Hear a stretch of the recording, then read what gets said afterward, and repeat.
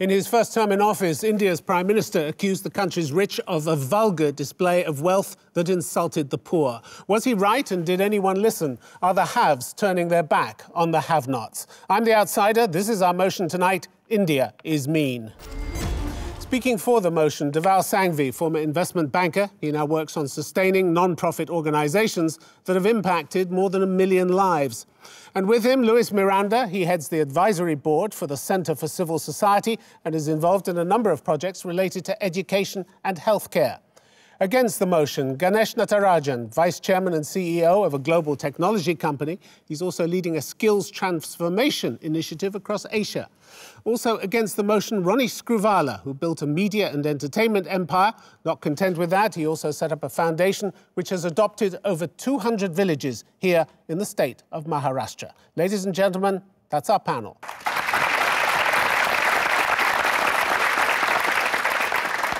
So, Deval Sangvi, I'm going to ask you, first of all, for your top 3 points in support of the motion, please. Sure. So 40% of India's wealth today is controlled by the top 5% of our country. While liberalization has enabled phenomenal growth, it has only doubled the inequality of wealth between India's rich and poor, making us the worst performer of all emerging economies. Estimates range 53% of our population currently live in poverty today. While in nowhere are the rich responsible for such travesties, they need to take more responsibility in contributing to the social development of our country as opposed to looking at their personal wealth creation. The father of our country, Mahatma Gandhi, believed industrialists should regard themselves as trustees of wealth and should use it not just for their own benefit, but more importantly for social good.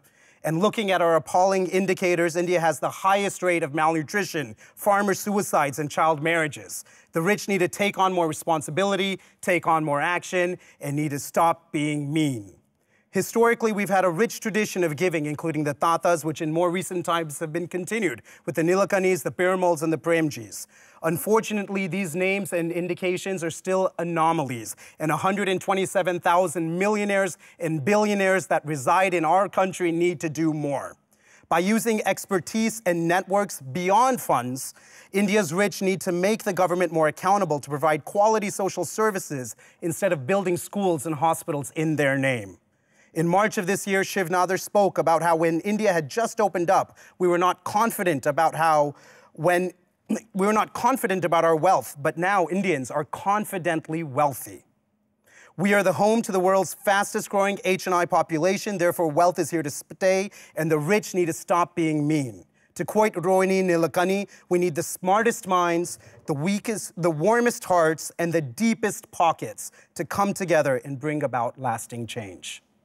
Deval Sangvi, thank you very much indeed. I don't want to overburden our audience with figures, but according to a survey by the Bain consultancy, I'm sure you're familiar with them, the amount of charitable giving among the wealthy has almost tripled in the last 5 years. That's not mean, is it? Not mean at all, but when I see 1,000 children dying every single day in our country because of lack of toilets... Yeah, but those people who are giving are not responsible for that, are they? Not the ones that are giving, it's the ones that are not forcing the government, that are not taking into account... But more people are giving, and more people are giving more. Under 30, high net worth individuals make up the group whose rate of giving is increasing the fastest. I think indicators are great right now, and I think we've at Dasra and the Indian Philanthropy Forum, which we launched in conjunction with Bain and Company, have been successful in really sparring a different breed of philanthropist. So these aren't isolated cases, are they? These are cases that are This is a new wave. I mean, people we've spoken to who head charities are saying it's no longer a question, should we give? It's how we give that people are asking. This is a big turnaround in a short time, given that people have only had their wealth for what? Anywhere between 5 and 15 years. It's new wealth in this country, isn't it? It definitely is. Yet the impact, again, that we have on our shoulders is 800 million people that don't have access to toilets. It's the fact that 600,000 children in our BMC school system in 5th standard cannot still write a paragraph. We can't talk about what has happened. All you're saying is that there's a long way to go. All I'm saying and that the need is great. You're not saying that people are not giving, because they are giving, aren't they? In an impactful way, There's still a long way to go, and I also believe that the percentages of giving, as if you compare India to even Pakistan and Bangladesh, are significantly lower, not even looking at the 9% giving in America. But the fact is that a lot of the giving is unrecorded. You don't know necessarily who's giving what to whom. There's enormous amounts of gold that are being given to temples, for instance. Nobody knows exactly how much each person is giving, but it's a huge movement, isn't it? It's a great movement. No one also knows how much these temples are doing for society. You told the industrialists, well, I had different figures. You told the industrialists to do more. Industrialists are doing the most important thing of all. They're creating jobs for people. Millions of jobs. They need to create more than 12 million new jobs every year. They need money to do that. They need assets to do that. Couldn't agree more. This is a huge responsibility. I don't think it's an either-or situation. I think you need to do both. And I think to sustain the GDP that clearly we're not able to sustain today, it's because we haven't invested in healthcare, in toilets, in infrastructure. Those are long-term development goals that the country needs to make, and the HNIs have the power and expertise and networks. High net worth individuals, for those who don't know the term. Excuse me. High net worth individuals have the ability to push this through. Deval Sangvi, thank you very much indeed. Ganesh Natarajan, your top 3 points against the motion, please. Tim, let me start with the point you made, which is the Bain Corporate Philanthropy Report. And it is a fact that over the last 5 years, there's been almost a quadrupling or a 5 times improvement in corporate spending. The second point I'd like to make is there's also a World Bank report, which we talked about in one of the Harvard Business School conferences in the city of Mumbai, which talks about close to 7.5 billion, which is being spent both visibly as corporate social responsibility and by high net worth individuals in their own personal capacity. I just want to paint a picture for you. I mean, if you come to the campus that we run, for instance, in Pune, which is about 4,000 people, and you walk outside the campus, you'll see a community called Chandan Nagar where everything from education to healthcare, everything is taken care of by employees of our organization. They also do affirmative action programs, they educate young people, make sure they get jobs. And the reason I'm mentioning this is, there was a time when it was just payroll giving, where somebody said, oh, let me write a portion of my check and give it to a charity which could do. But today we are encouraging our young people, and I come from an industry which employs today close to 3 million people directly, and another 7 million people indirectly as people who contribute to the IT industry.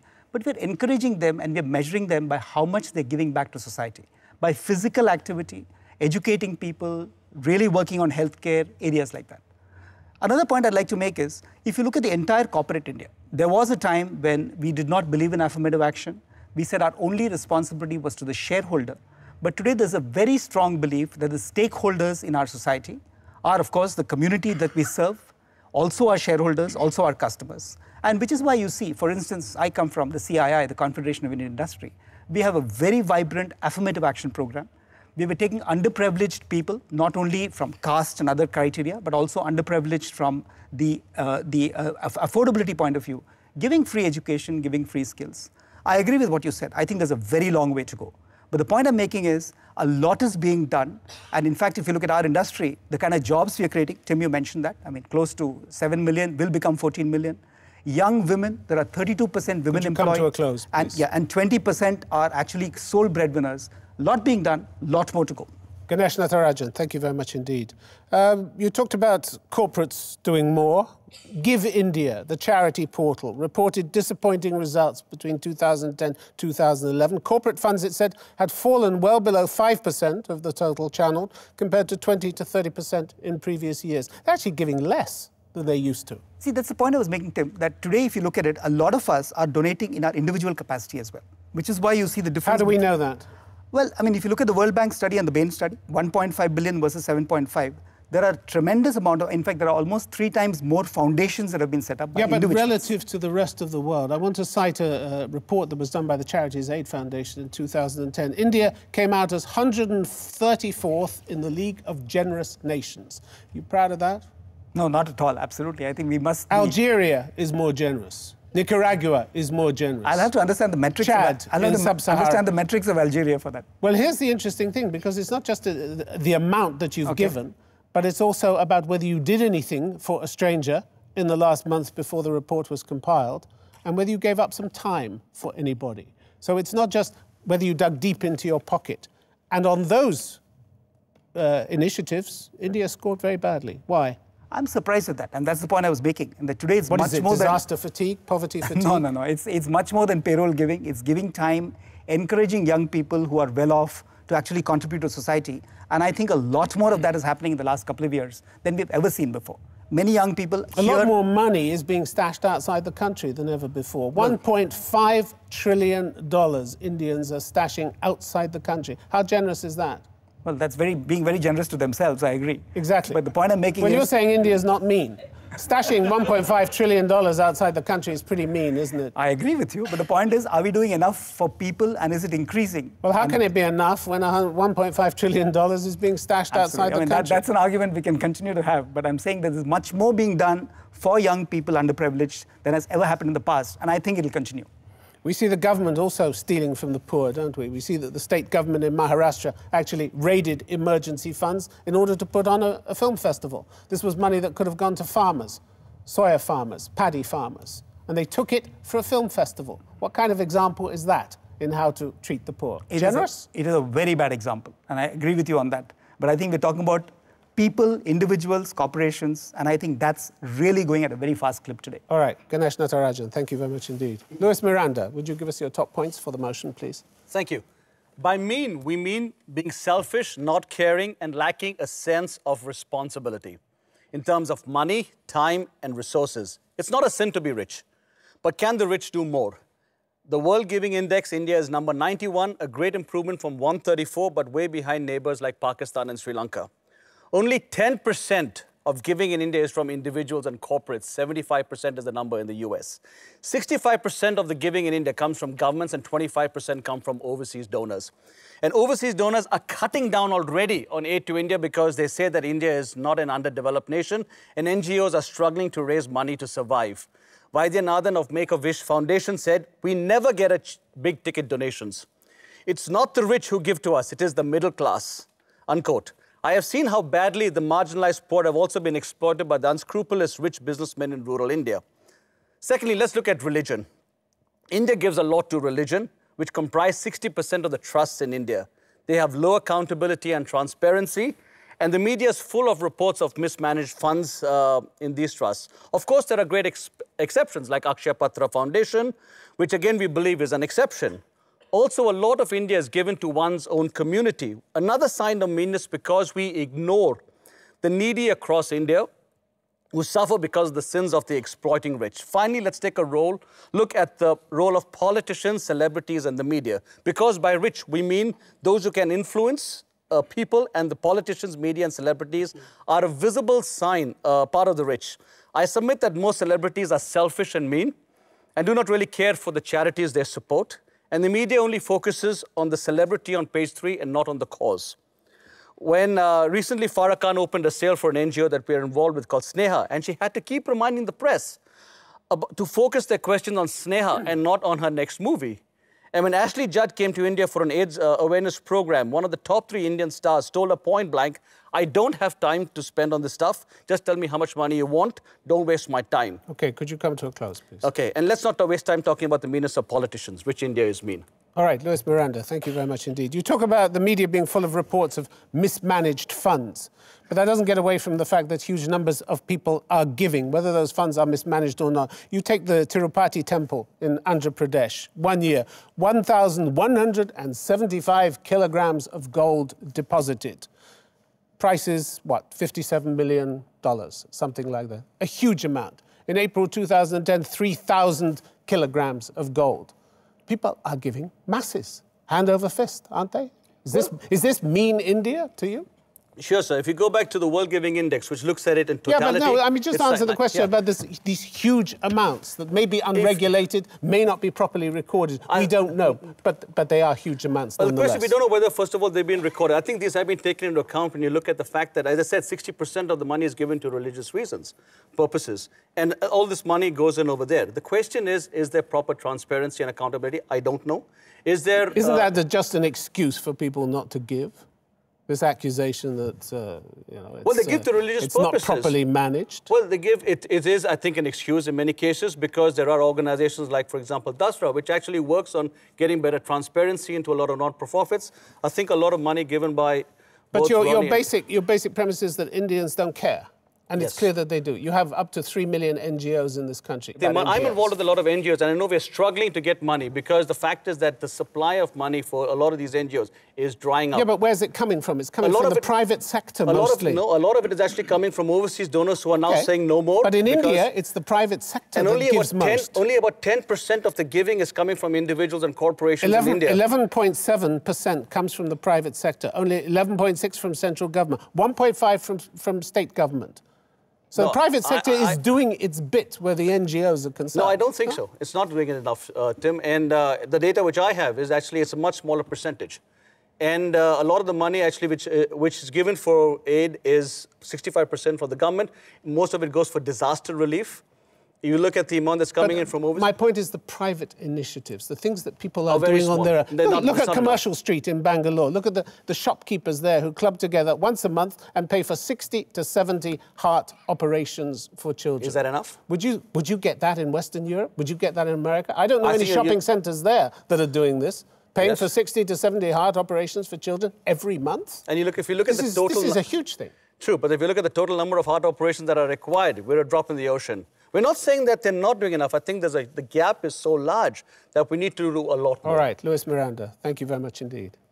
Ronnie Scrivala, would you give us your top points against the motion, please? Look, I mean, clearly rural India is extremely challenged, and unless we fix rural India, we can't really become a first world country. But let's not link that with a summation that India is mean, because I think it's completely ludicrous. You took the line away from me. We have 3 million NGOs. Now, for everyone to understand here, these are active people. In India, NGOs is not about just philanthropy. It's about actually people getting there and operationally giving their sweat, blood, and toil. So the impact of that is never measured. In the Western world, when you look at philanthropy, it's a very big word. I'm not sure how many of you all actually know that actually 30 to 50% of the money raised sometimes is actually the cost of raising that money, which means that you're having a charity ball, 50% actually goes for the actual charity ball, or the dinner or whatever else may be before it actually goes to really a cause. So you can say America and other countries have a 2% of GDP. Question is how much of that is going in there.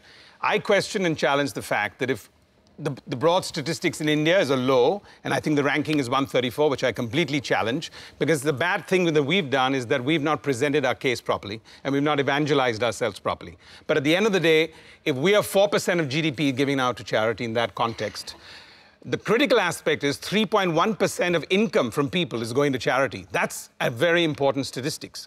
Now, you add to that sweat, blood, and toil, which in India is very unique because most people in philanthropy do not execute, and you can come up with 2% of GDP, and I would challenge anyone who would say it'd be less than that. The other aspect here is in India, we have massive amount of social entrepreneurship. That's a very unique breed. You don't have too many social entrepreneurs anywhere in the world. Now, what does that mean? People who are going to be entrepreneurs, who want to make a livelihood, who want to earn for profit, but at the same time, they're seeding rural India. So if you put all of these three together, you can see that the actual impact of what we want to do is going to make this a pretty lively debate. Thank you. All right, Ronnie Scrivala, thank you very much indeed. So what was Manmohan Singh talking about 5 years ago when he talked about the vulgarity of the wealth, insulting the poverty of the less privileged? It's socially wasteful and it plants the seeds of resentment in the minds of the have-nots. That's what he said. I think he was giving a He wasn't saying how generous India is. I think he was giving a motivational lecture to urban India to actually donate even more than they're doing in that context. I think that's what he was doing. If I was the Prime Minister, So you subscribe to those who called it moralizing trivia, do you, from the Prime Minister? No, I think he was doing his job to actually bring that to epicenter.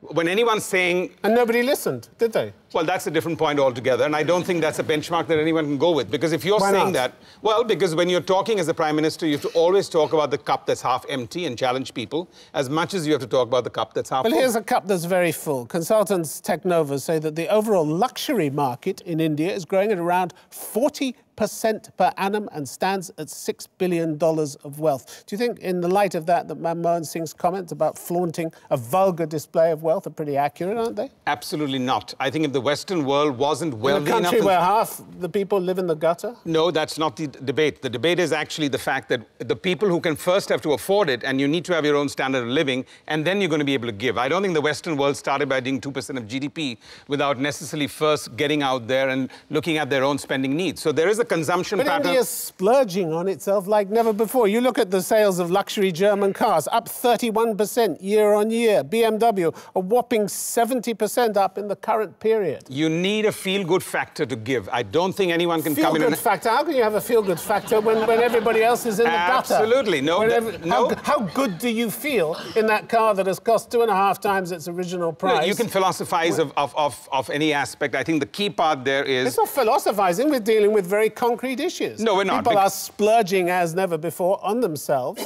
while the gap between rich and poor is getting progressively wider in this country. 1.5 trillion stashed away in banks is not the statistics that any bank has agreed to. So it's, again, the media, self-fulfilling prophecy, started by the media, ended by the media. So I think that's not the basis of it. And I think if anyone has to create an environment... The basis of it was given us by the Bain report on philanthropy, which said, and this is the killer blow, today in India, many of those with hard-earned new wealth are not eager to part with even a small amount of their money. Not true. 3.1% of income is going to that extent. Damning, isn't it?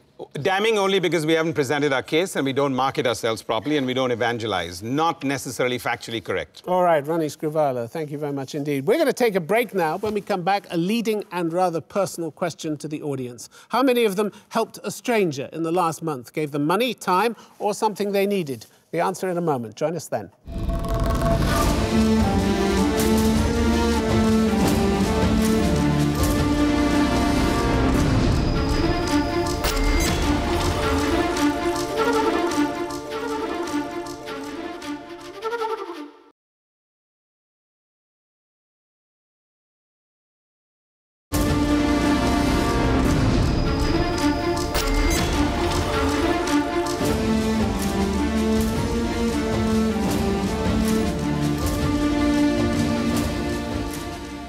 Welcome back. During the break, we asked the audience a decidedly personal question. How many of them had helped a stranger in the last month with money, time, or something else they needed? The answers are back. 65% of you said you had helped someone. 35% of you said you hadn't. Doesn't seem, Dewal Sangvi, as if India is as mean as you suggest, does it? I think the question was, are India's rich mean? And I think if you look at the audience today, I don't think you'll have a 65% of our participation. They don't look that poor, do they? Are they that poor? They look pretty well dressed, reasonably fed. I don't think they contribute to 40% of our GDP. All right, quick reaction, Ganesh. No, I think, as I mentioned earlier, that most of you have a great heart. You're doing stuff, and I'm sure, based on even this question, you would have thought about it, and that motivates you to contribute more. And I think that's the trend I was talking about. It's going up, and we should be proud of ourselves. OK, I'm going to throw now the question, the motion, open to the audience. India is mean. We'll take your questions. If you have a question, please put up your hand, and we'll get a microphone to you as soon as possible. Gentleman in the second row, I think you were first, in the black shirt. This question is for the panel from Mr. Miranda. So what the young people over here need is a platform to help when they know it's accountable. So why isn't CCS or any of your organizations actually providing a platform where we know that, yes, my money, my effort will result in something concrete? All right, Luis Miranda. Sure. There are actually a lot of information available on the web today which was not available in the past. And if you were to just type in CSR, for example, or giving, you get a lot of places where you can go to. One of the organizations I'm involved with is Samita. And we basically are looking at collating all the NGOs that are around over there and sort of basically being the advising companies on how to do effective CSR, and basically putting the two together. So you have places where you can go to on the web. Corporate social responsibility. Corporate social, sorry. OK, let me go back to the question. Do you want to do more than you're doing at the moment? Definitely. What's stopping you? So the point is, is, you can stand up, please. I don't know where my effort will end up. Like, if I donate the money today, I'm not really sure where it will go. Will it actually help the people? There is no accountability. And for what you're saying, there's no publicity of the effort that there is. Like, but there's Give India, for instance. This is a well-known portal.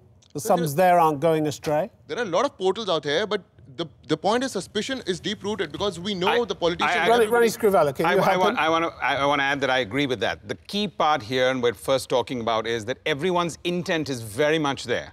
It needs to get channelized. That's work to be done. We're not sitting here saying we're mean and we have no intent. The intent is there. We've got to channelize that. One, for some people, it's how do I do it? And for a lot of people, it's going to be very soon, how do you measure the impact? You don't want to give it out from that perspective. You want to measure the impact. And I think just to your point, we really need to define what the rich is. We can't say this audience is not, because this represents India from that perspective. You can't take the top 50 people, call them GDP, and then call a 1 billion nation mean because of 50 people. Dewal Sangvi.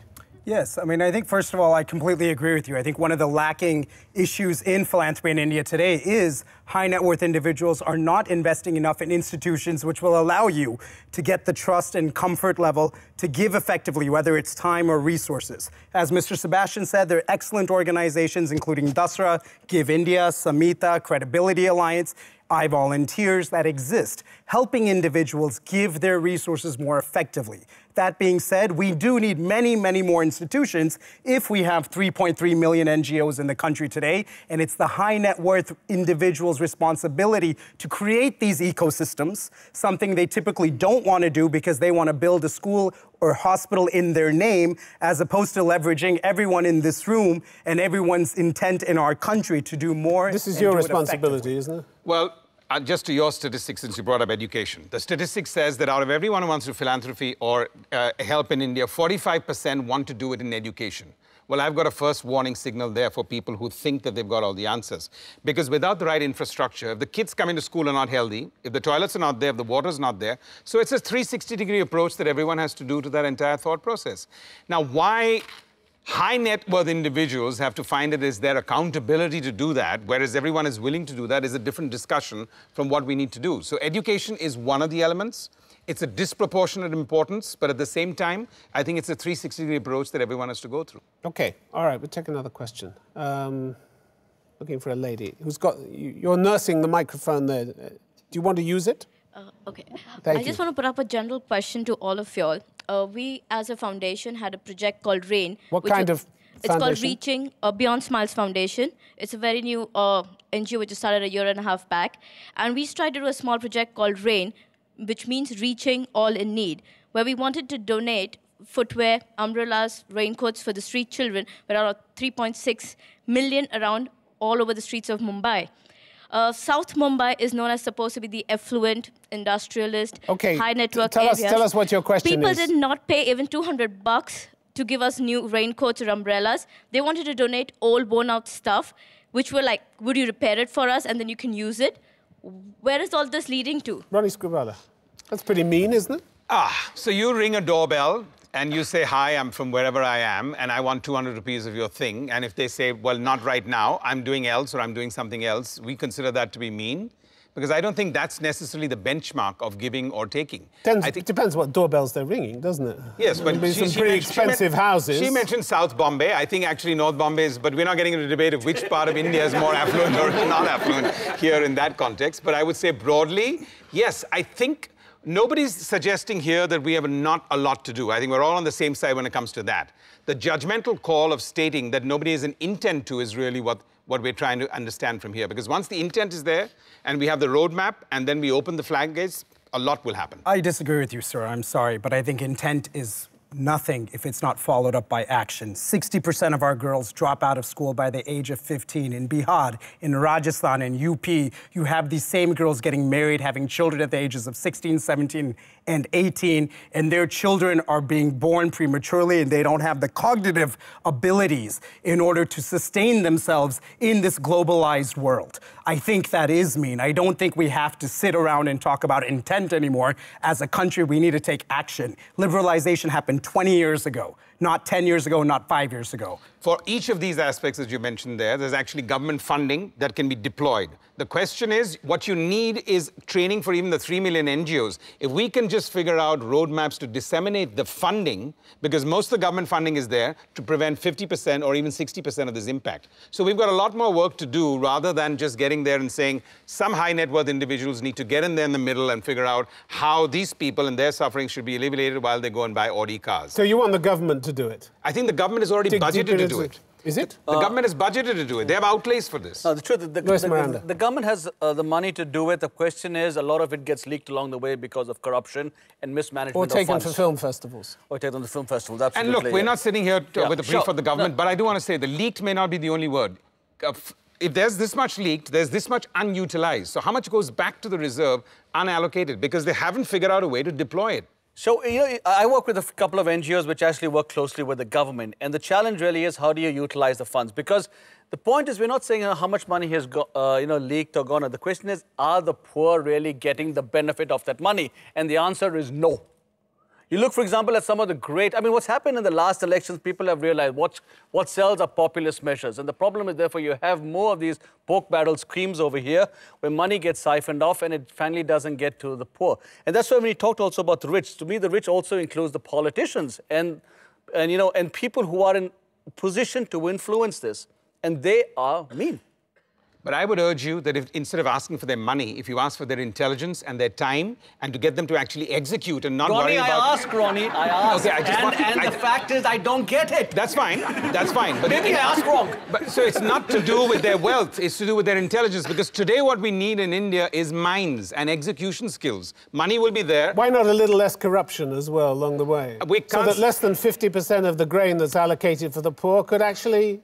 I think we all know that could actually make it. I think we all know that the food produced in this world is enough to feed everybody, and it's a distribution problem.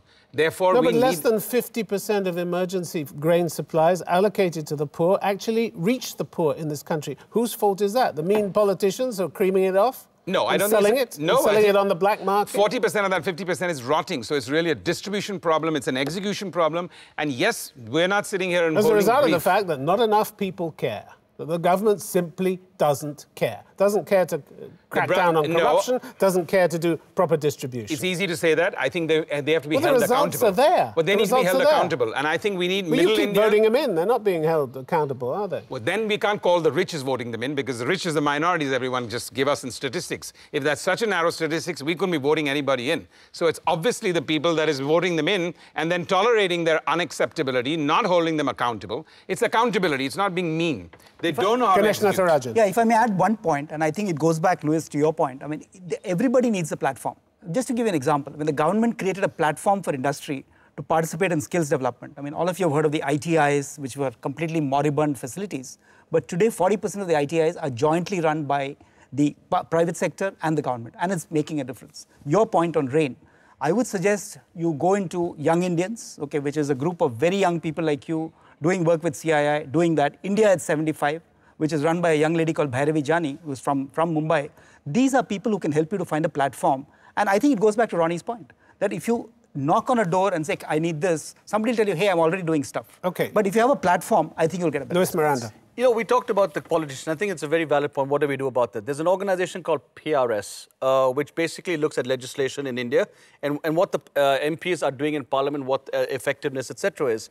And that organization is starving for money. Who are the two biggest donors for them? Overseas donors. Where's that money stuck? It's stuck because they haven't got the approvals from the regulators to bring the money in. So it's starving for cash. Now, that's a role where India, corporate India, and Indians like us, if you're interested, should be giving money because it helps in transparency, makes you know whether your particular member of parliament is actually attending parliament. Is he making a noise over there? Is he arguing it out? And that organization is starving because rich India is not giving money. OK, all right, I'm going to take another question. Gentleman in the second row. The question is to Ronnie. My concern is really the inequality and the growth of that. I mean, if you look at post-independence India, the 5% growth in GDP, the quality of that growth was much better than the 8 and 9% growth of GDP that India has logged in for the last few years. The second question that worries me is the oblivion portion of Indian rich people in the eco-environment that they look at. If you look at the lifestyles of Ratan Tata or Narayan Murthy, and you look at the lifestyle of some of the other billionaires who live today, you will see what I'm talking about. They're much more sensitive, not about the wealth that they have, but what they're creating. Dasra has a giving circle, which we try and raise money. Each ticket size is 1 million rupees. You'd be amazed by the number of people that we have approached who refuse to give even that 1 million rupees. And it's not for a want of a platform. It's not for the want of us not knowing them.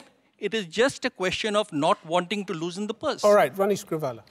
Well, look, I mean, I think it's the question of intent versus that. And so I do agree with you that when you're looking at an entire perspective of saying, are they or are they not, and you worry about the rich and poor divide. But that's a different debate. That's a different discussion. We're really talking about whether you're rich or poor. Are we sensitive to our environment? Are we sensitive to our rural environment? Are we sensitive to giving to balance that part? Are you sensitive to the growing gap between rich and poor?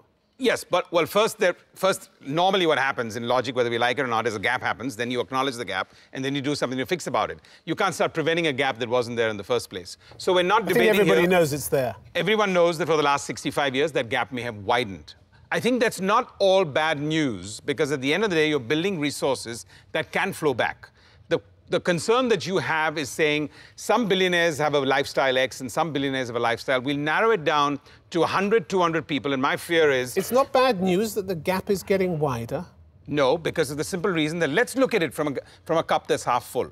If you don't have the resources, so what are you going to half give? of your population is splurging on BMWs, and you've got 2.1 million children who are dying of malnutrition before the age of 5. It's nice to have a flogging horse for BMWs and Audi and Mercedes, but we're not running a commercial for them. No, we're not. On the contrary. No, exactly. But I on think here... We're using it to explain the huge and growing disparity in India. And I'm saying human psychology is you first need to have before you can give. And I think we're trying to preempt and get all worried about the other aspect. This doesn't mean that everyone's got a clean chit from that perspective.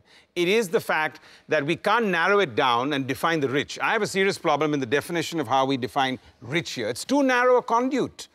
We're talking about 200, 300, 400 million Indians can afford to give. Why are we narrowing it down to the instance and narrowing down to 50, 70, 80 people? is shaking his head at you. Because the debate is about the rich. And the debate are about those individuals who are buying the BMWs and the Audis and so on. And they're not saying, and I'm not saying they shouldn't do that. I'm not saying they shouldn't do it, but as Amit Mukherjee said and others said, they shouldn't do that and simultaneously tell us they don't have $1 million rupees to give to help adolescent girls in these states. I think when they come to me and tell me that there's an economic global downturn sitting in offices which are extremely corporate, making the salaries that they do, and then telling us, oh, there's an economic downturn, we can't afford giving this year, whether it's a $1 million rupee ticket size or a 200 rupee ticket size, that's what's wrong. And that's where intent does not turn into action. That's been a frustration for us from 13 years when we started this organization, and still is a frustration for us and society today. Okay. Why are we narrowing it down? All right, Lady Raj at the top. Yes, you, please. Everyone here talked of the number of NGOs that are increasing, India, 7 million NGOs every year or whatever. 700 a day. Yeah. So even I opened up one such NGO last year, but I have not done even a single activity on. And I would admit this, that on after opening NGOs, we use the name of the NGO to do musical concerts which are corporate in nature. How does that help? Well, it doesn't, does it, Luis Miranda? One of the challenges, I think, of the fact that there are 700 NGOs, I think we've got too many NGOs happening. And if people just work together, and instead of everyone saying, I'm going to set up my own institution, you will have economies of scale. You'll be able to put resources together. And that's why when I quit working 2 years back, everyone said, are you going to set up an NGO? I said, no, because there are enough of NGOs around the place, people who are doing passionate work. Is the question right? They're not being used for the purpose for which they were set up. They're being used for corporate gigs. I think they're not being used for the purpose set up because they're not effective. You can't have a lot of these 3 million or whatever number, 700 we set up a day, a lot of them will die out. They'll be part of the living dead because they're not going to be sustainable. Well, look, I think firstly, thank you for being so frank and this thing forthright. And I think that's what young India is about. We've got a very forthright generation out there that's wanting to do and is wanting to be frank about that. Sure. And I think the second part I would like to say that is, yes, in 3 million, we're not going to find that. The challenge is about consolidation, and we're on the same side. There's a lot to be done where consolidation will improve impact. Yep. And that is not under debate today, so I'm not necessarily going to give point of view on that. OK, gentleman in the red shirt. So my question is to you, Mr. Screwvala and Mr. Ganesh. My concern is not how people are giving. My concern is that where people are giving. Do you suggest that we should give in our own regional community, the corporates that help their own regional community by giving their charity, the politicians, help their own community come up? Do you mean that's charity, that's giving? Don't I say that they're giving in a mean matter, or they're giving in a mean way, they're charitizing in a mean way? See, I really don't think you should try to stratify at all. I mean, if you can make somebody's life a little better, let me finish. Don't look at which community he comes from, which part of the country. If you find your maidservant's son is deserving of charity, by all means give it, because you can see the impact, as somebody said. But if you have a lot more money and you want to maybe make a difference to a large community, give it anywhere. But don't constrain yourself by saying, I shall only give to X or Y, because the opportunities to give, and I mean, what Ronnie said in terms of bottomless pit, are huge. And any little you give, irrespective of whether you feel rich or not, is absolutely amazing, and you should do it. Luis Miranda, come in. I just want to sort of refer to a note which actually you guys sent to some of us, which said that the poorest states with weak economic management are neglected. And we don't give it because they're not part of our community. And the South Asian Network for Social and Agricultural Development comments that this amounts to punishing the poor for the failures of their rulers. They will get poorer and poorer because we're not connected with them. And that's unfortunately one of the things. So it's easier to give to somebody who we know, we can trust, true. But I think we've got to get over this credibility gap. Because the argument that we don't trust enough, therefore we don't give, I think is nonsense. It just goes round and round in circles. Yes. OK, all right. Let's take some questions for this side of the House, for those who are supporting the motion. All right, lady in the front row. There is a college in Bombay, St. Xavier's College. I think we can change India if everybody decides to do something about it. I'll just give you a small example. Well, you're never going to get that, are you? We will. I really don't agree with you, Sebastian. What Xavier's has done is they have insisted that before you get your certificate, you have to give X number of hours of social service before you are given your certificate. Now, what is the impact that has had? I met the kids. They grumbled like crazy in the beginning, and now 10% of them have decided to enter the social sector permanently. Their experience was so inspiring that they decided that I don't want to go into corporate India, I want to go into the social sector. You agree that this is a rich college that Zarina is talking about? Okay, we should point out that the lady speaking is your wife, actually. So I want Deval Sangvi. No, please, Deval Sangvi, do you want to just react to that briefly?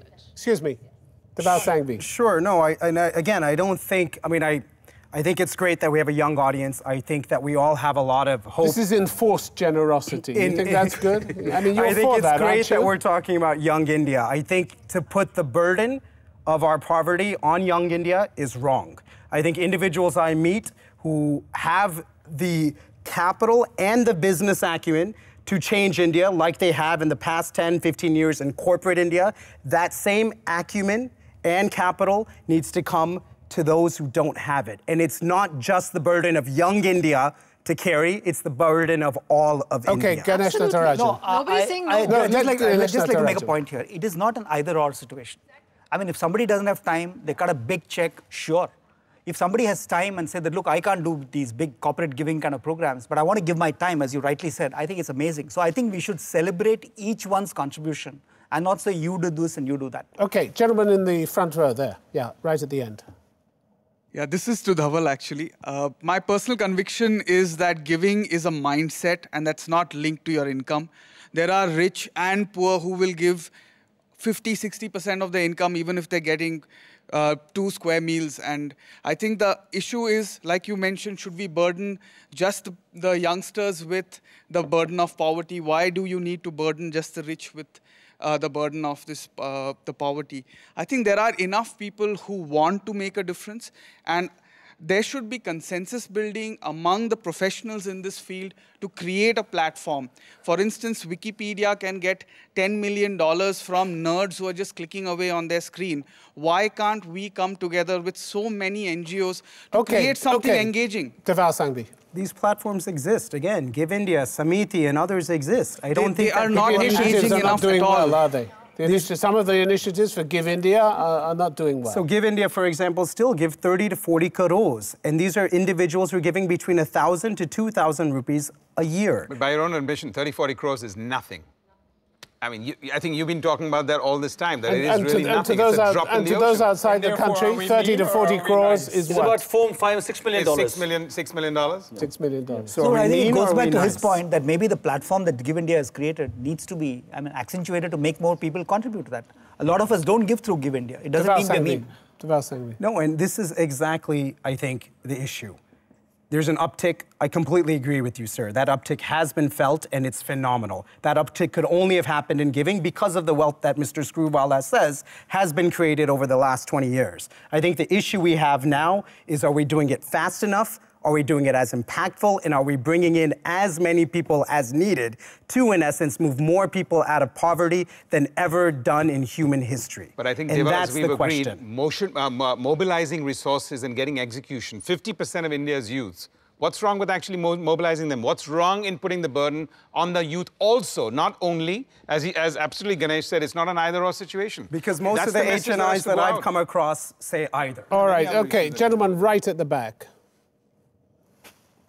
I'm supporting the team on the right-hand side. So I have a question. Those who are against the motion. Yeah, with them.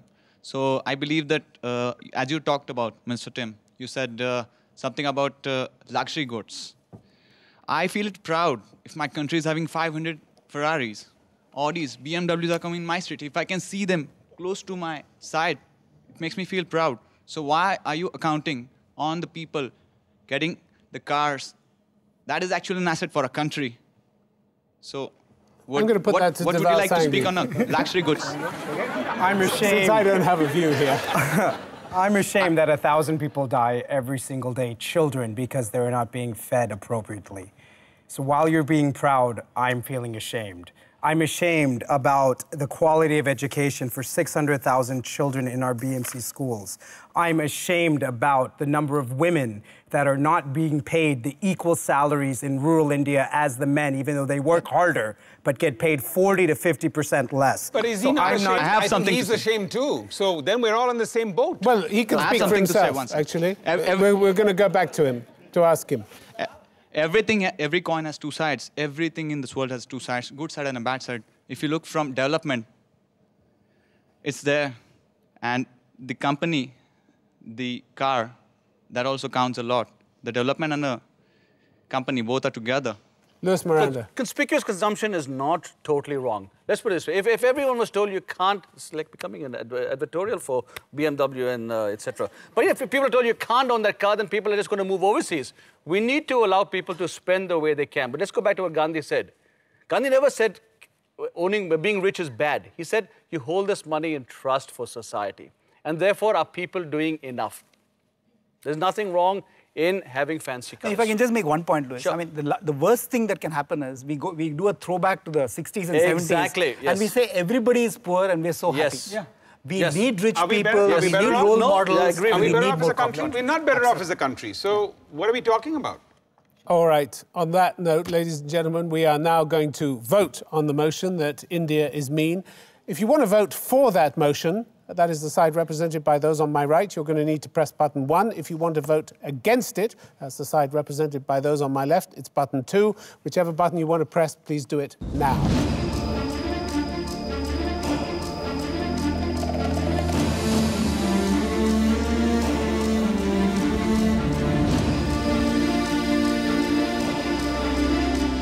All right, ladies and gentlemen, the audience has spoken. The verdict is in. 64% of you say India is mean. 36% say it isn't. The motion has been resoundingly carried. Let me just look at how you voted before the debate. Before it was 61% who said India is mean, and argued 39% said it isn't. So there has been a 3% swing towards those who support the motion. Quick reaction. No, I think it's fabulous. But again, I think we all need to take responsibility. We all need to do more, and we need to move ourselves out of poverty faster. Rani Scrivali, you were so convinced you'd won. You see, the point here is it's not about winning and losing. I think we're all... Well, it was a moment ago.